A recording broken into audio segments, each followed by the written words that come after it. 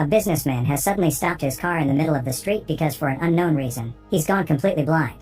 A group of people approach him to help and a man volunteers to drive him home. However, as soon as they get there and the businessman gets off, the thief drives away with the car. The businessman is left lost outside, but the thief returns seconds later pretending to be a different person to help him reach his apartment, offering his company for the afternoon. This time it doesn't work. The businessman has learned his lesson and kicks the thief out once he's safe at home. A few hours later, the businessman's wife arrives, and as soon as she learns about her husband's blindness, she takes him to see a specialist. Since it's an emergency, the doctor allows them to cut in line and go first. Unfortunately, no matter what machine the doctor uses to check the businessman's eyes, he can't find any signs of damage or illness, which means it must be neurological. The businessman will have to go to a hospital and get some tests done there, although the doctor has never heard of something like this before. After the couple leaves, the doctor receives his other patients, which include a child, a woman with sunglasses, and a man with an eye patch. Meanwhile, the thief is driving the stolen car around town and trying to avoid the cops until he has no choice but to pull over because he has gone blind as well. He ends up going to the police for help, and when an officer takes him to his old home, his ex-wife refuses to let him in. Later in the evening, Sunglasses Woman goes to a hotel, and after asking the bartender for a drink, she joins her client upstairs. Their meeting goes well, but the afterglow is ruined when she suddenly starts freaking out as her vision goes white too. The doctor goes home to have a lovely dinner with his wife, and all goes well until they wake up the next morning and he also finds himself unable to see. They call the hospital to warn them about a possible infection going around, and they're relieved because the child is there too, unable to see as well. Soon cases of sudden blindness begin appearing all over the city, and the government begins taking the first steps to stop it. The doctor's office is closed by the authorities, and the doctor himself is taken away to be quarantined. His wife can't stand the idea of being away from him, so she decides to lie and pretend she's blind too in order to be quarantined with him. The couple is taken to a derelict asylum, which is completely empty, and not even other doctors will be staying there with them. Each ward has a phone to contact the guards outside, but it can only be used for emergencies, and each ward must have a representative as the only person that can use it. Soon, more people start arriving, like the thief, the sunglasses woman, the kid, and the businessman. The doctor and his wife agree to keep her sight a secret, and by pretending she explored and memorized the place when they arrived, the doctor's wife becomes a guide for everyone when they need help with things like going to the bathroom. During their first trip out of the room, the thief walks behind Sunglasses Woman and gets a little too handsy, which makes her respond by kicking him in the leg. Her heel causes a serious wound that the doctor and his wife end up bandaging with a shirt, because there's no first aid kit around. Later, the doctor's wife can't sleep, thinking about a possible infection of the thief's leg and afraid she may wake up blind too. The doctor tries to get frisky with her, but she prefers to take a walk to deal with her worries. The next morning, more people arrive, and the businessman gets to reunite with his wife while the kid laments that his mother hasn't shown up yet. The doctor and his wife try to talk to the guards and ask for help for the thief's leg, but the guards don't cooperate. They just point their weapons at them and make them return to their room under threat. Sometime later, they receive their first box of food, which is as bad as a school or prison cafeteria. There's also not enough of it. The doctor's wife tries using the emergency phone to ask for more food and a first aid kit, but nobody picks up her call except for an answering machine where she leaves plenty of messages. Weeks start to pass, and each day, more and more infected people are sent to the asylum. The doctor's wife ties a cloth line between wards as a guide, and the doctor's chosen as representative of Ward 1, but keeping order soon becomes impossible. Since everyone is blind, they soon stop caring about tidiness, and people begin wandering around without clothes and relieving themselves in the middle of the hallway. The businessman tries to keep his mood up by chatting with his wife about their young days, but his wife can't stand to even think about happier times. One afternoon, the doctor's wife hears a noise and discovers Eye Patch Man has a radio with him that he has been listening to in private. She convinces him to share the news with everyone, since they're all desperate to know what's happening outside.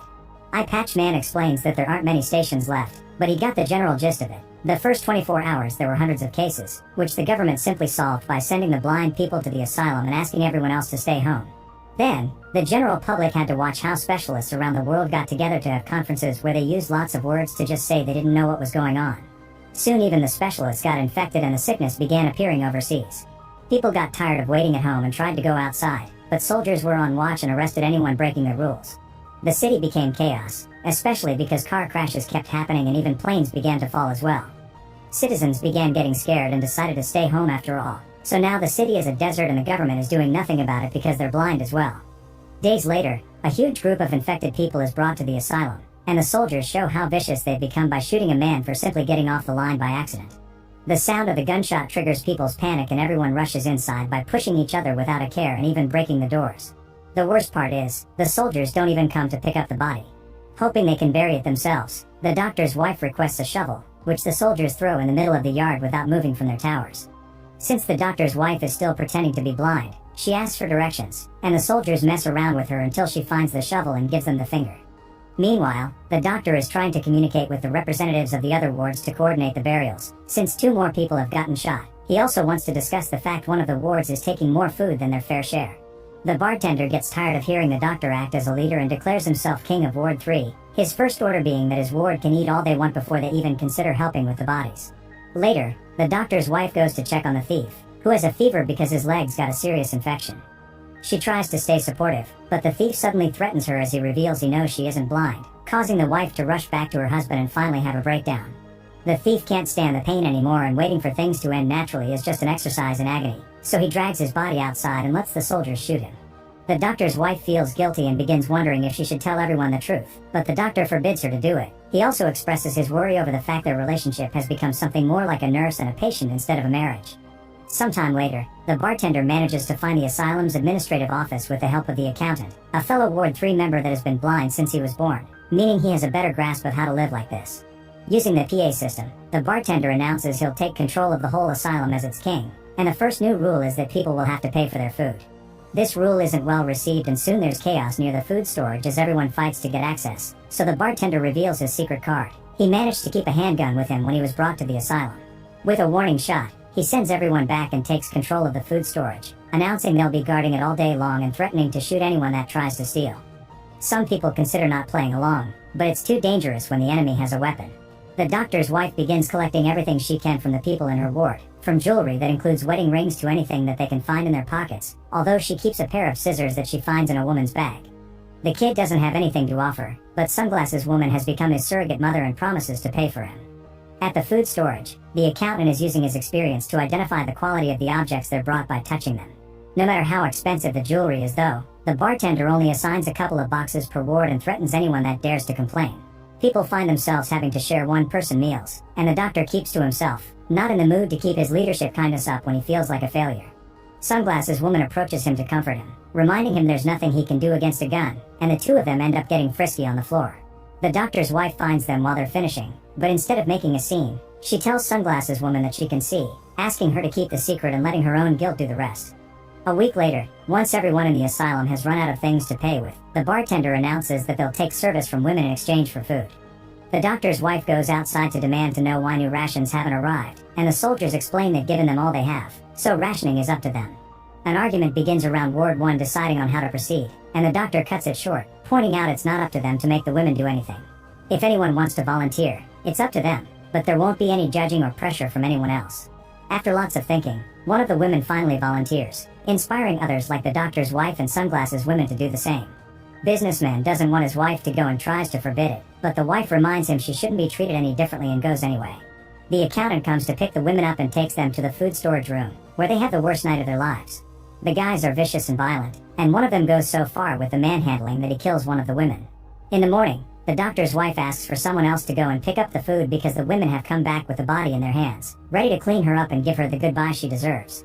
Later that day, the accountant checks a different ward for more volunteers, and he even has the nerve to come to Ward 1 to congratulate them on a job well done, even if one of them didn't move much. It seems they don't know one of the women had been dead and they used her anyway, so the doctor's wife informs him of this, leaving him speechless.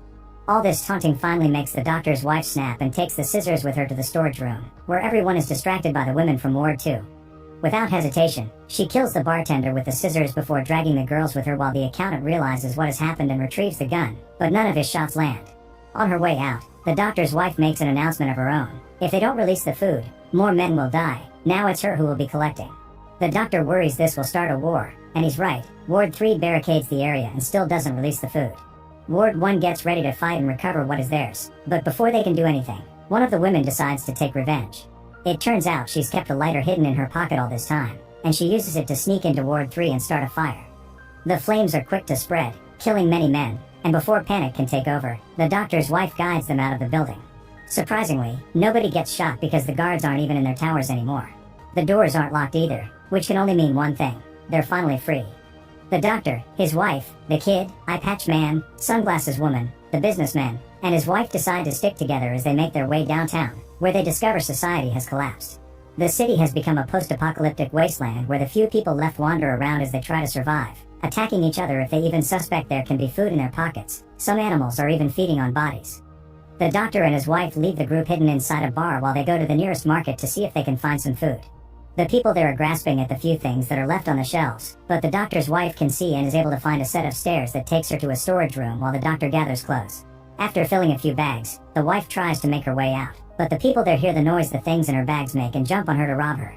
Fortunately, the doctor hears this and comes to help, pushing everyone away and putting himself between the crowd and his wife as a shield as they run out of the building. Once they're far enough, the wife takes a moment to get herself together while the doctor goes back to retrieve the clothes he had dropped on their way out, and a cute dog takes the chance to come closer and befriend her. Suddenly, to everyone's surprise, it begins raining, and the wife takes the dog with her inside a church to wait for her husband under a dry roof. The church is incredibly crowded and all the statues have had their eyes covered, yet a priest won't stop promoting the word of God. Outside, people are taking the chance to collect water and wash their bodies since they hadn't had clean water in a long time. The doctor comes back with the clothes and picks up his wife to rejoin the group with the dog following them, becoming their new companion. The group eats some rations inside the bar and decides to stay the night there to rest properly. Then in the morning, they go out again, carefully walking through the city to reach the house of the doctor and his wife, who have offered to share it with everyone. From then on, the group manages to establish a routine. With the guidance of the wife's sight, they clean the apartment and share the doctor's clothes. They only go out when they need to find food, and they collect water and wash whenever it rains. Eye Patch Man wishes to live with them forever because they've become a family, and the businessman's wife finally reconnects with her husband, sharing some memories of their young days as well. The doctor and his wife also get to reconnect, and now that she isn't overwhelmed with stress anymore, she accepts to get frisky with him again. Weeks later, everyone is getting ready for breakfast when the businessman suddenly starts yelling. In the same abrupt way blindness had come to him, it is now gone and he can see again. Everyone starts celebrating as they understand their bodies can fight off the disease and blindness is temporary, which means hope is back on the table for their futures.